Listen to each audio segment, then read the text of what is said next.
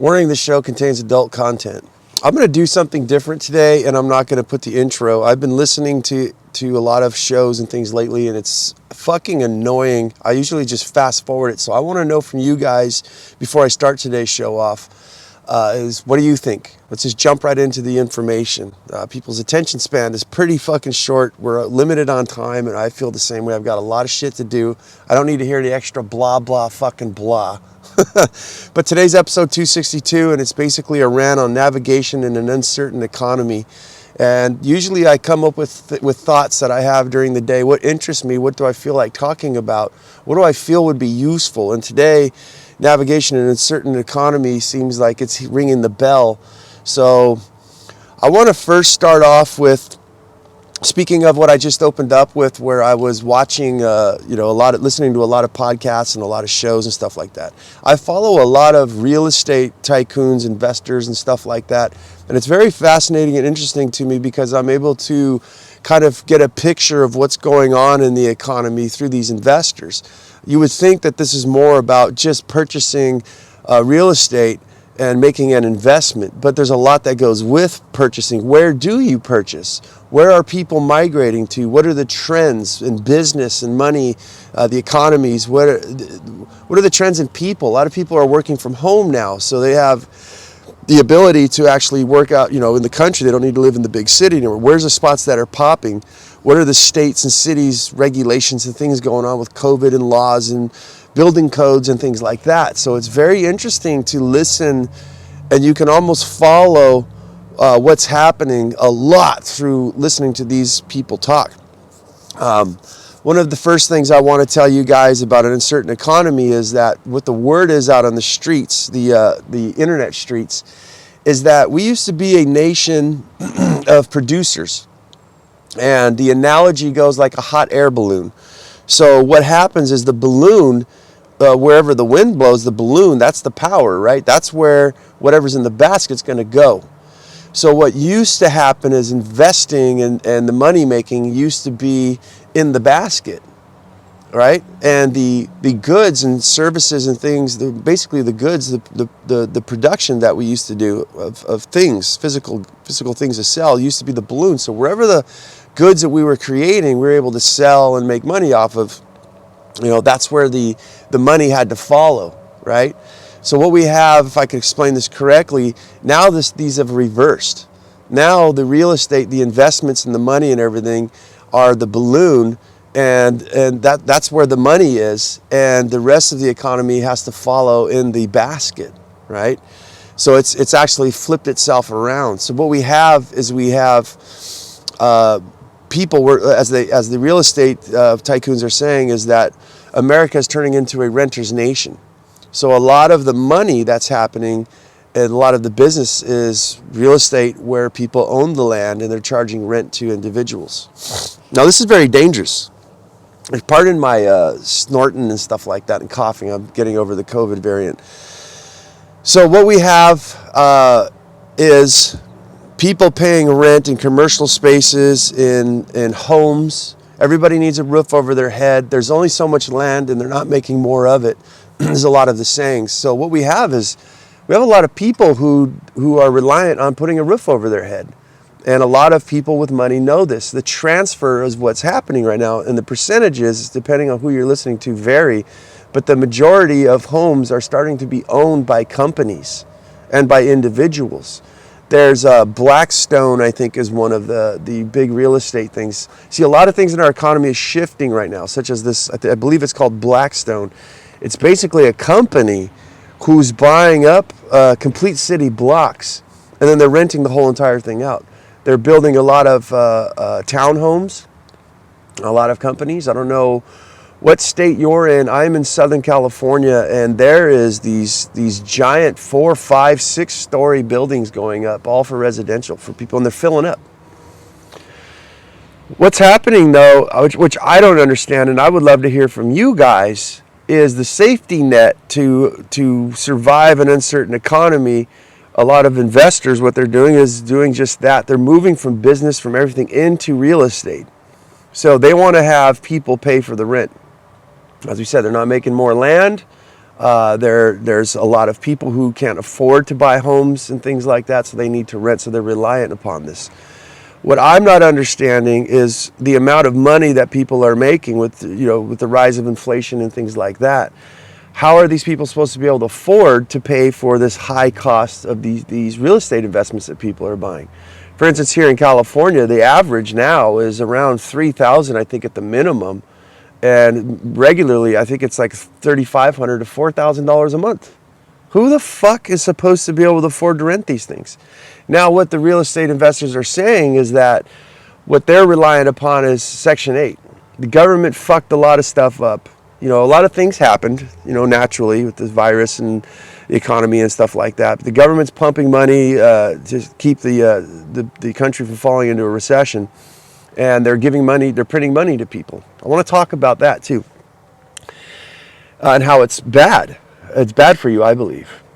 So what they're reliant on is that the government's going to have to rewrite something. We're looking at possible UBI, Universal Basic Income, where the government's going to pay people basically an even amount of number of money, and that's what you get for groceries and rent and things like that. So a lot of real estate investors are reliant on Section 8, thinking that, hey, the government's going to come in and just start paying rent for people. You can't displace millions and millions of people and not help them out. They're going to have to keep the country running. I just don't understand where all the tax money and everything's going to come from to pay for the Section 8 so that these people could get universal basic income. Not saying this is the UBI is what's going to happen. This is what they're saying. They're kind of, looking at as far as what the future holds as far as our economy. So with that said, I find this very interesting. I wanted to move on to how dangerous this is if you are an individual who's getting money from the government. You're getting stimulus checks and things like that. Now, I know there are people who need to get stimulus checks. There's just no way to work. I possibly could be one of them, right? If I have a special needs child, I'm a single father, and I have another daughter that I'm raising, almost completely financially solo. And my problem is if I can't work, due to the help I get from their mother to help watch the kids so I can go to work during the day, I don't really have much that I could do. I have to bring my daughter in tow. So I understand I'm very crafty, and that's kind of what I want to talk about today. Not about me being crafty, but what individuals should seek to do. Because if you're reliant on this money, or you're reliant on a job that you have, it could be ripped out from under your feet at any time. You better have a backup plan, right? So what I'm seeing too as well, moving forward a little bit here, is that when we look at our economy and we look at the world that we live in, I always preach and practice what I preach: run your life like a business. And what does that mean? You need to run your life like a business. I heard this interesting saying that United States is not a country, United States is a business. So it's a wonderful place to live, but we have to watch how things move. What is the biggest driving force that creates that attains us to be able to get goods, right? Like food, electricity, fuel, all of these different kind of things, a roof over your head. It all takes money. So that's where I come from when I try to speak, and these are only just my opinions, but I think an individual who doesn't understand that money makes the world go fucking round. Everything. You may say about growing your own food, hunting, foraging, and things like that. Those days are almost pretty much over. There are places where you can to an extent, but what does it take to kill a deer? It takes a deer tag. What does a deer tag take? It takes money. You want to go catch fish. No matter which way you're doing it, you need to get a permit, right? And then you need to buy tags sometimes for things like steelhead fish and things like that, salmon. I think they should do it with tuna. A lot of stuff I'm not against. I think that there's a lot of human beings that are raping Mother Nature, and we've got to kind of hone it in somehow. So maybe we should regulate, hey, each individual is going to go out there and rip out 100-pound fucking tuna. You're only allowed 2 a fucking year. How much tuna can you eat, bro? Right? But anyhow, money is what makes the world go round. And I think that money is the biggest thing in life as far as You can't purchase happiness, but you take money away from the equation, especially in this day and age where that buys your diapers, your food, your electricity, car, gas and all that kind of stuff there. Watch how sad you become and irritated and frustrated. In fact, statistics show, if they are accurate, that a lot of divorce rates are due to financial reasons. I think mine wasn't entirely, I don't want to get too personal here, but it was the best move I ever fucking made. And when I look at, we have two individuals, and this is kind of what I'm getting at as far as people surviving uncertainty of economic times, is that what we have sometimes is two people. We have a go-getter, somebody who's wanting to build up their credit score, wanting to invest into real estate, or just buy himself a home or get a piece of land somewhere where we can do a 50-50. I want to break off real quick. I'm like a hybrid, right? I'm not completely tied into the system. I'm like 50-50. I'm able to produce. Remember we were talking about the hot air balloon, that we have goods that we can produce. We can become a producer instead of a consumer. That's like the perfect analogy right there. Well, we have individuals who are just wanting to be consumers. We have a lot of individuals who are not go-getters and they're just kind of sitting by. We have a lot of people who don't need the stimulus and everything, but they're figuring that they're making a couple more bucks. They're actually coming out a little bit more ahead by receiving this money right now. Well, you need to get away from. You need to decide which one you are. Are you a bench warmer, a person, a kid that's going to sit? Again, I'm not picking on people who absolutely need it, but those who are able to work, are you going to sit there from the government you completely distrust with your hand out, having them babysit you, basically, having them nurture you? They're the ones that are bringing the food. They're the one who has their hand on basically the light switch. They could turn the lights on or off at any time. And doesn't this kind of ring a bell that maybe this is the way we can get people under control? Right? Maybe some of these sounds like a conspiracy theory to me, but I just look and say, well, that's awfully peculiar. Who's got their hand on the lever, right? Do you have your hand on the lever of your own life, or are you going to trust it into somebody else's? Question you're going to have to make. So what we have, I think, a lot of people are fucking themselves up by taking this money and not working, is what's happening with your credit score. We run our lives like a business. So a lot of investors and people who, corporations and rich people and stuff that a lot of people hate, look and get jealous of, say, fuck you, you're the ones fucking up the world and everything, you don't own me. This is the boss hog. Well, the boss hog is working his fucking ass off. Again, and I'm not buying in, I'm not supporting what a lot of these fucks are doing.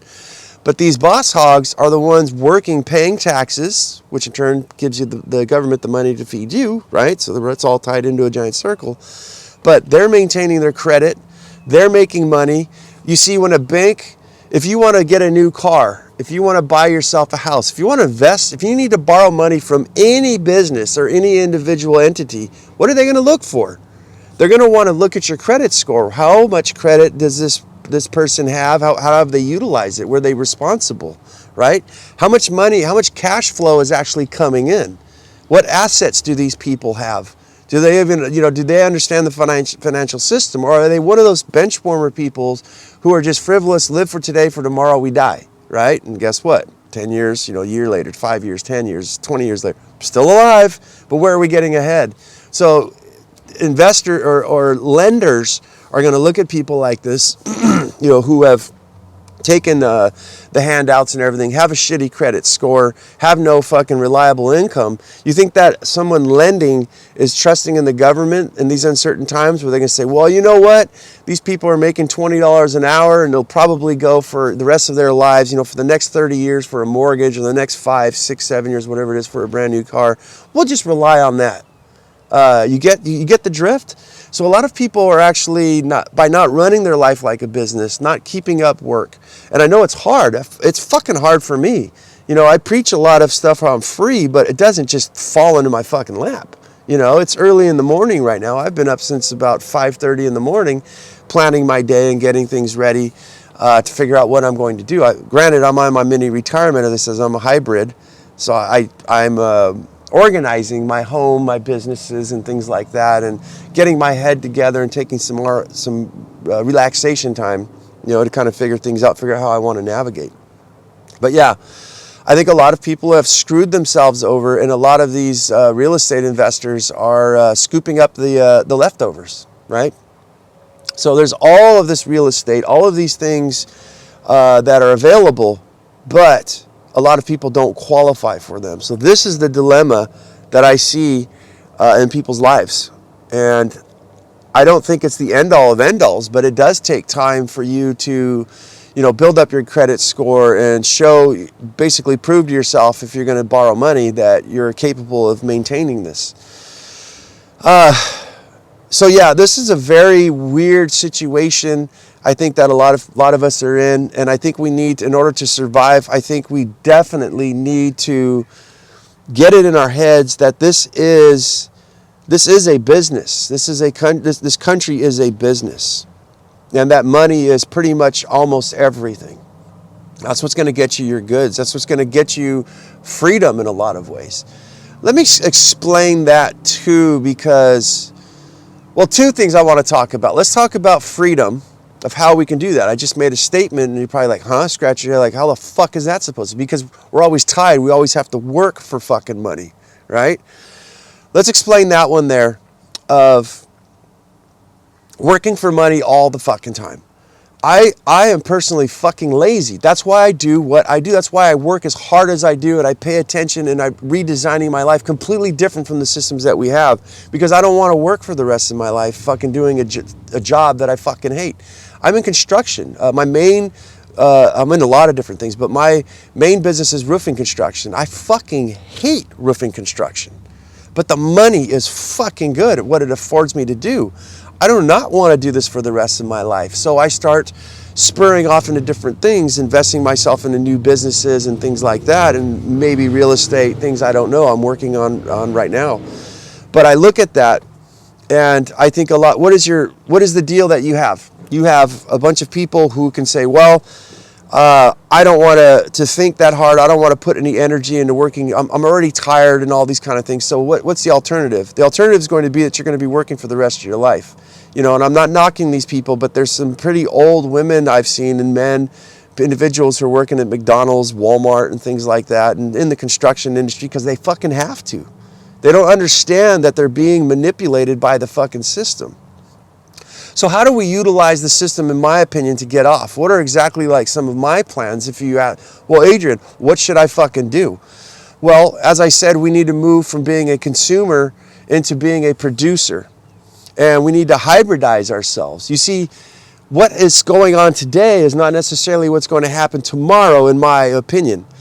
So how do we combat these things? We become more of a producer of our own lives. And what does that entail? That entails food, as I say so much on this show, right? And I'm a producer of a lot of my own food right now, and I don't even own the land. I borrow land from people in an exchange called spin farming, and equal for value exchange. I pay the water that I use and maintain some of the property, and I give them food, right? And I take the bulk of it to do whatever I want. I can also turn that into a business, which is exactly what I'm doing.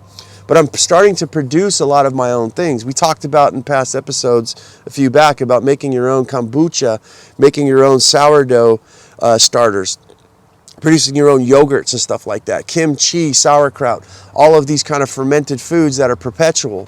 They just keep going and going, and these are things that you can do in a relatively small space. You can do microgreens, right? You can raise peppermint. You can make, a little peppermint plant, one of the most simplest things to do.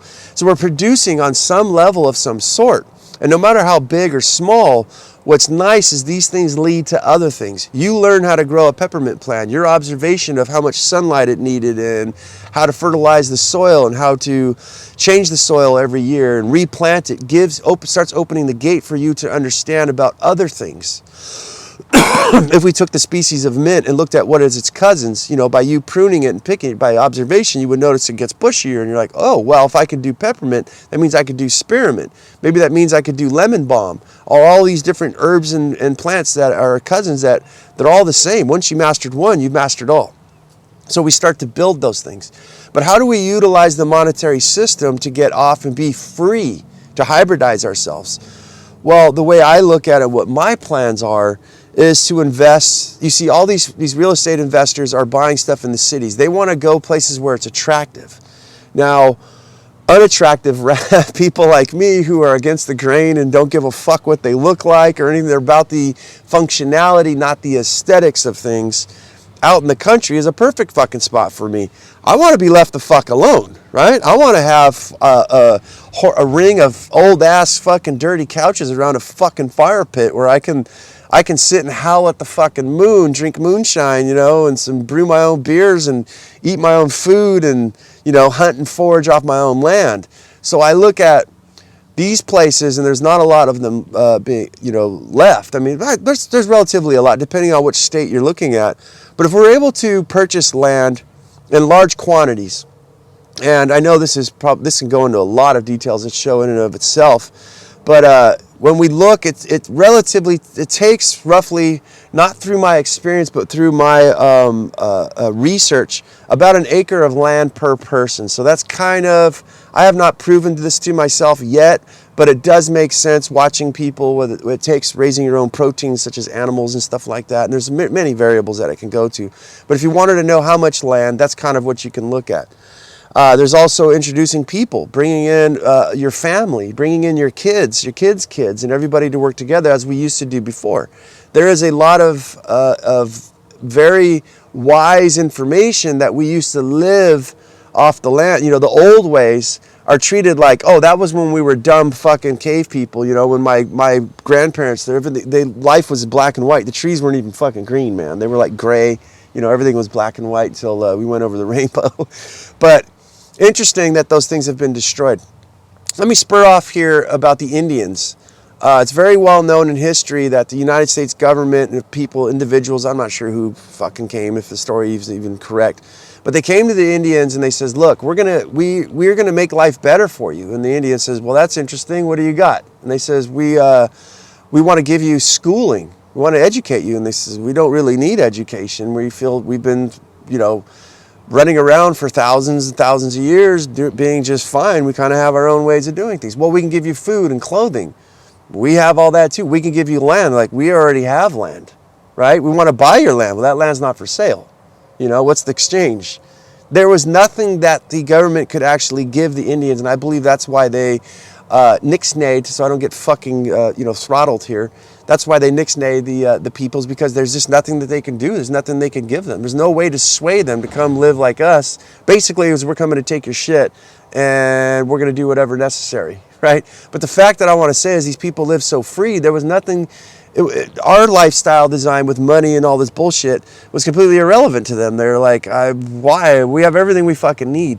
So I want you to think about that and think about what it would take for you to, as I said, hybridize yourself in these current systems where how do we utilize money? Now, if we're able to buy off these properties, as I said, that are very relatively cheap, I've seen things for sale, depending on where you're at, outside of major cities, maybe about an hour to 45 minutes is like key to me. So you can drive to buy the goods the goods you can't make yourself. $25,000, $50,000, $100,000. Some places like with some major acreage on it. I've seen lots where they're selling 4 lots for like $25,000 a piece, $35,000, $40,000. If you had enough money to invest, what you would do in my book is I would probably go to these 4 units for 25 grand. I'd purchase one. I'd have the smallest stick-built building that I could put on there, enough to house just me and my kids. Like say an 800 square foot home with little rooms and kitchens and stuff. And then that would bring the property value up, right? Because now there's a stick-built house. I'd build a garage. I'd do some improvements, things like that. I would utilize the monetary system against itself. Remember, we talked about martial arts. I want you guys to think about this too. In martial arts, the very first thing that they teach you is when your opponent comes to throw you a blow, what you want to do instead of expending your energy is reflect that energy, deflect the blow, and turn the energy back onto your opponent. So meaning you catch the fist and you turn the elbow and you shove and you push the person away, right? They don't know what they're doing, right? Or they're coming at, so you just keep doing that, and you can actually wear them out and maybe scare them, right? But the point I want to make is that taking the energy and turning it on itself. How could we do that monetary, in my opinion, is that's what we would do. We would take this money, as some of these real estate people are saying, is debt is actually, it's an asset. I'm still wrapping my head around it as well, but let's follow the story. We buy this piece of property for 25 grand. We put the house on it. We do some improvements. The bank looks and said, well, this was 25 grand. Now it has a septic tank and a house and everything. It's worth probably about 150 grand. You go and you take yourself a loan out and you buy the property next to you for 25 grand. And you put a mobile home on it or something. You put a septic tank, whatever you got to do. Now you've got a rental, right? Or you have property for your children to stay on. Maybe your children to invest in. Or you just buy the lots so that you have, I've seen some that were 1 to 2 acres. Sorry about the background noise. I'm over here in my work parking lot. Let me close the fucking goddamn door. So basically what we have is maybe we buy up the 1 acre plots all around us, and now we have enough acreage for us for privacy and also to produce a lot of our own foods and things like that. So that's the way I look at that we can utilize to get our freedom. Now, can we completely get off money? No, we're going to have property taxes and things like that. And even if you look at, for me personally, I want the internet. I learned a lot of information, life-changing things through YouTube and by research, by the internet, and also to stay, in contact with people and stuff like that. And, I would imagine buying a piece of property and stuff like that. I would like to turn that into my income of how is it that I'm living off the land? What am I doing? Any sort of thing that you're able to produce there. So that would be your internet income to where you wouldn't have to go to work. And that would actually pay off your property taxes and to be able to buy things such as like salts and oils and things that are very difficult for you to produce, And the other word I look at, to move forward a little bit here, is that a lot of people have their attitudes and their pride. And I think that you should take your pride and throw it out the fucking window, man. Your mindset of I am bigger. I just experienced this going to a formal party thing with fucking, 3-piece suits and shit like that. And I didn't even dress in a suit. But watching the attitudes of these people with their shiny fucking shoes, and there's nothing wrong with looking good. I don't want to knock on that. I'm not knocking on an individual that's how they dress every single day at all. As long as you're not going out with the attitude that you're better than the rest of us or better than other people. Like, we're pretty much fucking fools. These people are presenting themselves. This is more after the aesthetics than actually the functionality. Are you happy? Are you healthy? Do you feel spiritually content, no matter what that means to you? Do you feel enlightened? Do you, when you look at your spouse, your children, your pet, or whatever, or nature, do you find like this ultimate joy inside your heart to just look and go, what the fuck is this beautiful fucking shit? And oh my fucking God, I love you more and more every day, right? It's beautiful things, beautiful. Do you have that in your life? So the thing I look at is I've been ranting it off and on about how fucking sick and fucking tired I am of people in general. These fucking motherfuckers, man, out there destroying shit and just with their noses in the fucking air. But you know what? When I look at a positive note, when I flip that around, I'm glad we have these sons of bitches walking around. And I do fucking mean that from the bottom of my fucking heart. You know why? Because these people will wear shoes and pants and things like that, buy furniture and be like, you know what? I'm fucking tired of this shit. I'm going to get me a whole new fucking makeover. And they'll just dump that shit at thrift stores. And people like me who are well-to-do. I mean, I don't need to wear a 3-piece fucking suit. I'm not a millionaire, by the way, too. I'm just a thousandaire. Sometimes I progress from being a hundredaire to a thousandaire. But I dress the way I fucking do right now. Regular old clothes, fucking unshaven for fucking probably about 3 weeks now. I look like a fucking goddamn Russian hitman or something, some homeless guy.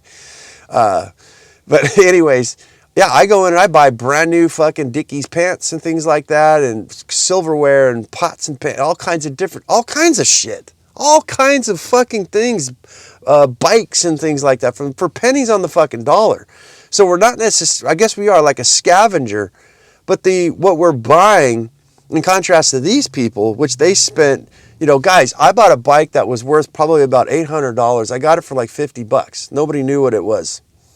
All right, think about that ROI, that return on investment. These people purchased that thing and worked their fucking asses off. And as I say with money, when you think that person, or let's just make it simple, that I bought that for $50, right? It was actually probably about $100 that cost me, because all the time, the gas that it took me to get there, all the time I had to work at work, gas for my commute, the property taxes or rent that I had to pay, the lights are on and refrigeration, things like that. You think about what it takes to make $50 is actually probably $100. I don't know. I think it's even more than that, especially nowadays. So you look at the ROI on an investment. If I was the other guy and had to spend $800, I probably would have had to make about $1,600, of cash flow by the time they took taxes and everything out. If you understand what I'm saying, 30% of your income goes to taxation, and then you got insurance if you're business owners, all this fucking. Even if you're not a business owner, you're still expending all this money to get money.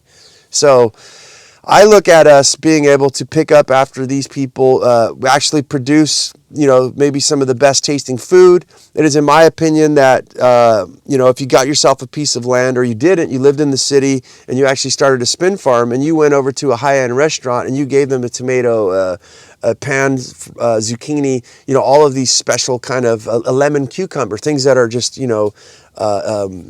very unique. But as I told you guys, you cannot get the flavor of food in any grocery store, and sometimes even a farmer's market, than you can producing in your own backyard. But when you get it to maturity, so I can see that you'd be feeding these fat fucking people some really nice fucking food. They're not all fat fuckers, but majority are fucking. I don't know. I don't want to talk shit. But basically, when they go to fancy restaurants with their nose in the air, they're eating the food that you created. And you're making a huge profit off of this food, right? So we could utilize these people, turn that energy around, and actually profit off of it. So that's the rant today, guys. I really think that you guys need to take in consideration, man. Think about what the fuck you're fucking doing. And think about this system. We need to understand the system, otherwise we're falling in the cracks. Let's reflect a little bit here. The government's giving handouts. So you're reliant on the money that they're going to give you to be able to get your own goods instead of producing your own goods, right?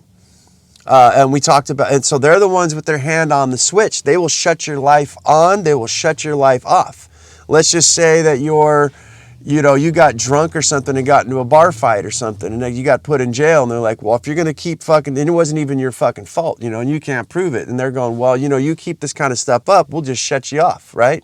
Now you get half, like little fucking children. How can we hybridize these things? We need to understand what the government's doing and what real estate investments. Imagine if there was no homes to ever buy, how the fuck would you get ahead? And the rents are fucking expected to rise higher and higher and higher. So what's going to happen? You're going to have to work harder and harder and harder. Those of you who do want to work and try to make it, you probably have to work 2 fucking jobs. And why is that? Because we're living beyond our wages, beyond our means. We just talked about this is not a third world country, but what if we pretended that a certain portion of it is, or all of it is, if we wanted to get ahead? What would happen? What would happen if we simplified our lives so fucking far down, so fucking far, that we produce a lot of our own things? We didn't need a lot of money to get ahead. And maybe we could sit back, as somebody you might be hearing very close to you right now, be able to look from a perched position, from the macro, and watch what's going on and say, how do I want to fit myself in here? How do I see this working out for myself? Where's the most intelligent moves that I can make? Because I'm not in the fucking whirlwind. I'm standing outside of the tornado. I'm standing on top of the fucking mountain watching what's happening. And these are all just my opinions. But I do have to tell you, it's indisputable that when you're in a position where you have plenty of backup money, you're producing a lot of a good quantity of your own food. You have food backups, you have energy backups, you have a low overhead. You're free to move. You're month to month. You can go anywhere you fucking want. This is where things start to shine, and this is where you're able to look and say, what the fuck are they wanting to do with me? I don't fucking think so. Or maybe that makes sense. Or maybe watching the whole thing unfold that you can say, maybe if people are going to be lazy, maybe if some people are going to be stupid, maybe if some people are fucking smart, but dumb and not looking at these things, that's what I look at, return on investment. Let me go backwards a little bit, where we have these people buying up real estate and everything. Yes, they're going to get rich and they're going to get money and everything, but where's the food going to come from? Well, there's a lot of talk about food shortages and stuff like that. It'd probably come from a little farmer like me. I've got eggs. I've got a livestock that I've been breeding against diseases and things like that into my biome. I have plants, vegetables and trees and things that I've been growing. What kind of property taxes, and do I need to worry about renters coming in or fluctuations of economy? Fucking nothing, zero. Because my trees, they don't give a shit whether there's COVID or there's a fucking recession or property taxes until somebody comes in and would take over a piece of land and cut these nut trees and fruit trees down. They would cease to produce. But otherwise, they keep producing more, and more. These trees can be grafted. I can grow more trees off of these things, meaning I can cut their branches off and put them in water and they'll root out, or, peat moss, different stuff. And I can start multiplying for free, tax-free. And they're going to start producing more and more fruit and more nuts every single year. So much nuts and so much fruit and things that I could eat the fruit and the nuts, or I could take some of those nuts and I can actually sprout more seeds and I can sell these things. In fact, I can grow these vegetables and within 3 years, they got used to my climate and are completely perfected to live in my exact area, whether there's frost, freezes, diseases, bugs. They have literally changed their biological structure to adapt to their surroundings, which all living things do. I have a superior plant. I have that you couldn't even buy. You couldn't even purchase. It took me that time. I have plenty of food. I have plenty of ways to monetize these things. I've become an Indian, right? This is my goal. I haven't done it yet, but this is what I'm looking at, hybridization and to get free. And so that's the show, guys. I can just keep going and going. I'm going to try another thing here. I'm not going to really say the ending anymore because, as I said, I usually skip those fucking out. Let me know what you guys think on skipping the complete intro. I do need to say that there's, this is a potty mouth podcast and stuff like that. Maybe not. I love the outro, though. Go out there and have yourself a near-life experience. Don't lose your muchness and carry on the fire. Human up. It's actually pretty cool shit, I think, and words that I live by. And own it, live it, love it. Own it. Own what you got and bone it. It's probably kind of perverse, I guess, but I don't know. It's like, to me, having somebody that you're in love with or something like life that you're in love with, man, and you pretty much, I guess it's a bad way to say it, making love would probably be the better way, but I'm like, fuck the shit up, bone the shit out of each other, Or if you have an idea and you get into your idea, just bone it, man. Have sex with it. Go down on it and fucking party with it. Become one with it and just have a fucking good time and just run with it and don't look back. So that's kind of what that means there. But anyways, well, there we go, guys. I'll catch you guys on the next one. Over and out, Adrian Babashoff. Hope you guys enjoyed the show. Comment. Let me know what you guys think about everything I've said today and, about the intro and outros. So the description below, you guys can find information. Ciao.